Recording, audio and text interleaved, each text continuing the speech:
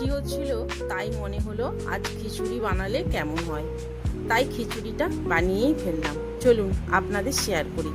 খিচুড়ির জন্য নিয়েছি আলু, কুমড়ো, গাজর, টমেটো, সব কিছুই কেটে ধুয়ে নিয়েছি। আর নিয়েছি চীনাবাদাম, সয়াবিন, গোবিন্দভোগ চাল আর মুগ ডাল। সয়াবিনটা গরম জলে ভিজিয়ে রাখবো। গ্যাস জ্বালিয়ে কড়াই বসিয়ে মুগ ডালটা ভেজে নেব। ডালটা প্রায় ভাজা হয়ে গেছে, এবার চালটা দিয়েও একটু ভেজে নেব। চাল ডাল ভাজা হয়ে গেছে, এবার কড়াই থেকে নামিয়ে চাল ডালটা ধুয়ে নেব। আবার কড়াই বসিয়ে দেবো, 1 চামচ ঘি আর একটু সাদা তেল দেব। এবার আলুটা দিয়ে ভেজে নেব। এদিকে খিচুড়ি বানানোর জন্য হাঁড়িতে জল দিয়ে গ্যাসে বস করিয়ে দেবো। আলুটা একটু নুন দেব। এবার গাজরটা দিয়েও ভেজে নেব, তারপর কুমড়োটা দিয়েও ভেজে নেব।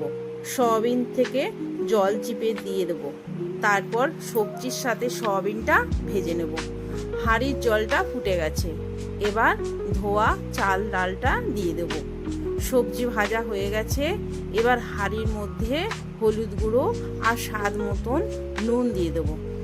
চীনাবাদামটাও দিয়ে দেবো, ভাজা সবজি সব দিয়ে দেবো।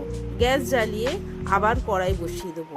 আবার 1 চামচ ঘি দেব, শুকনো লঙ্কা আর গোটা জিরে দেব।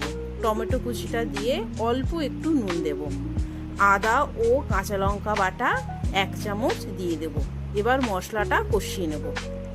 1 চামচ ধনে গুঁড়ো আর 4 ভাগের 1 ভাগ জিরে গুঁড়ো দিয়ে নেড়ে নেব। মশলাটা কষানো হয়ে গেছে, এবার খিচুড়ির মধ্যে দিয়ে দেব। ভালো করে খিচুড়িটা নেড়ে নেব। 1 চামচ চিনি দেব। খিচুড়িটা প্রায় হয়েই গেছে। এই যে খিচুড়ি হয়ে গেছে। খিচুড়ির সাথে খাওয়ার জন্য বেগুনি বানিয়েছিলাম। এইভাবে নিরামিষ খিচুড়িটা বানালে দুর্দান্ত খেতে লাগে।